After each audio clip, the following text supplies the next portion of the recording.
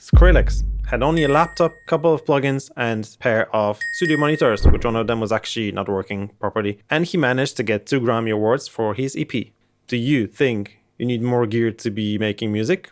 Let's talk about that in this video.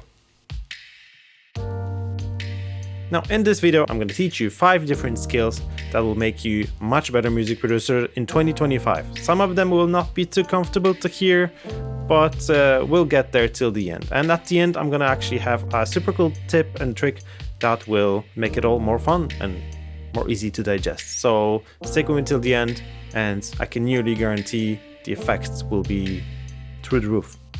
Skill number 1. Gear is not the answer. As we all love buying new gear, and it's super cool and exciting to open that package with what's inside, maybe new microphone, maybe new MIDI keyboard, maybe new synthesizer, that's also super cool, sometimes super important for inspiration or creativity, but let's face the truth, it's not essential to be making music. Literally what you need is a laptop, DAW, maybe good headphones, maybe a MIDI keyboard if you're more like into manual playing notes, including myself, but that's about it. Rest is just like addition. It's like an extra tool to make things more efficiently, or as I mentioned before, to inspire you or to be a little bit more creative, maybe do things a little bit easier with all these knobs and controllers, but it is not super necessary. If you know the DAW really well, all the plugins are inside really well, you're good to go. You can do really good music with that. Just put in some time, put in some work and effort to learn everything. Can you recall, let's say, 2 famous guitarists? Why are they famous? Because guitar is their extension of their body.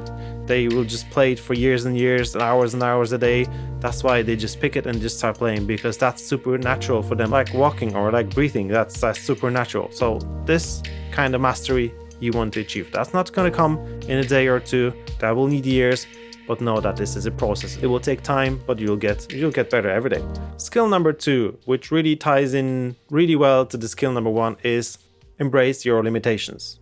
Sometimes limitations are the best thing you can do to yourself, either purposely or not. So sometimes limiting yourself with just a little bit of the gear is better than having too much of the gear. The same with plugins. Using only one synthesizer, let's say, for a song, it will yield much better effects and much more creative stuff than having too many options to choose from and being overwhelmed by all these options.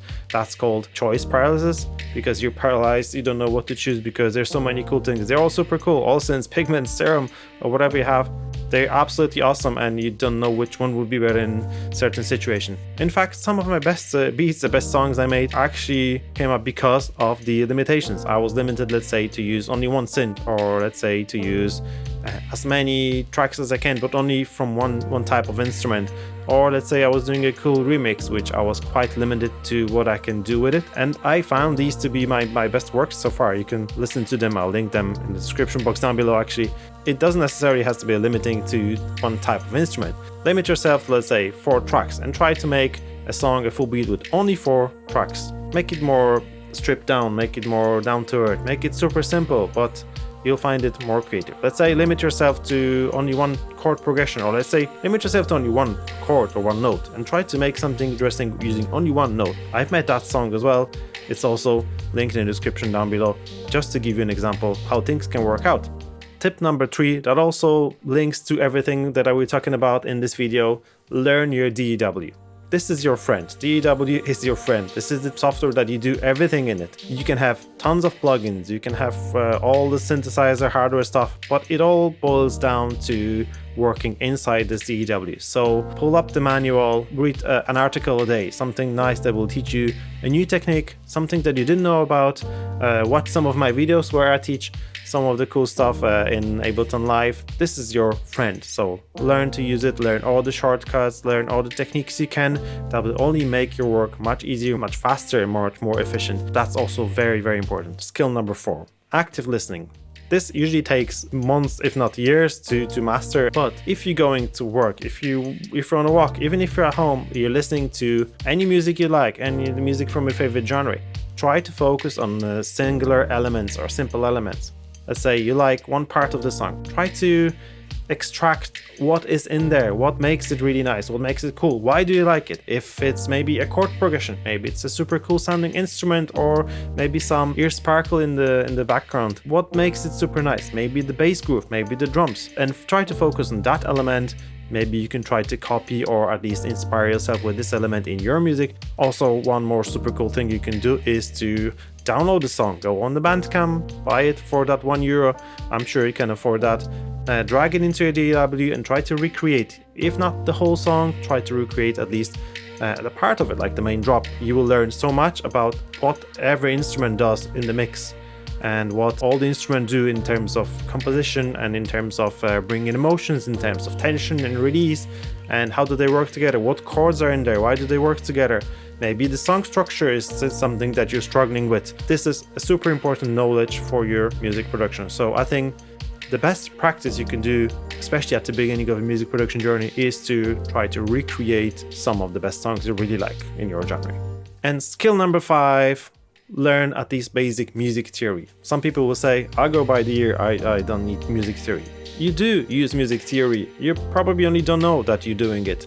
Music theory is nothing else than a dictionary of things that you can use in your music. Maybe things that you're already using, they also have their name. It's just to communicate with other musicians, but it also gives you some super cool tools that you can apply in your music. If they say learning a scale, learning a couple of chords or chord progression, that is super valuable. That's what music is all about. So like, let's say you won't be able to speak in any language without knowing a grammar. So that's kind of a grammar. You can try to speak, but you'll probably make mistakes. You'll get there eventually, but it will take much more time. Try to put aside a little bit of the time each day, even to learn at least one concept a day from music theory. It doesn't have to be really boring, something interesting. There are simple stuff like rhythms and notes and semitones, whatever, chords, scales. What I found most important will be to learn a simple scale. I'll try to stick to all the notes that are in the scale. Ableton is really good in helping with that. You can highlight the scale.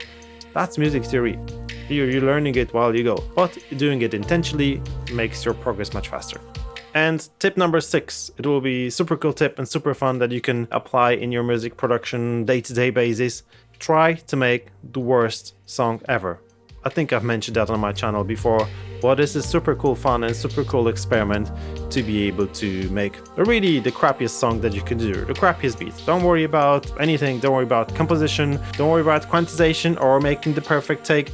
Just have fun. This is what it's all about. The making music is all about fun, not all about the outcome. It's not all about the end effect or to being the best in certain genres or in music production in general. So what I would recommend, make some limitations. Let's say I'm gonna do the worst track in the world in 1 hour. I've did a couple of these in the past and they are actually super cool. You just don't really worry about anything, and surprisingly the outcomes are sometimes really nice. Now, but I know that could be all a bit overwhelming and all too much sometimes to be doing this. Remember, it's a marathon, it's not a sprint. It will take you more time, but every day will make you better. Of course, there are some mistakes you probably might be doing that may prevent you from being a good music producer, or even they make you want to quit music production altogether.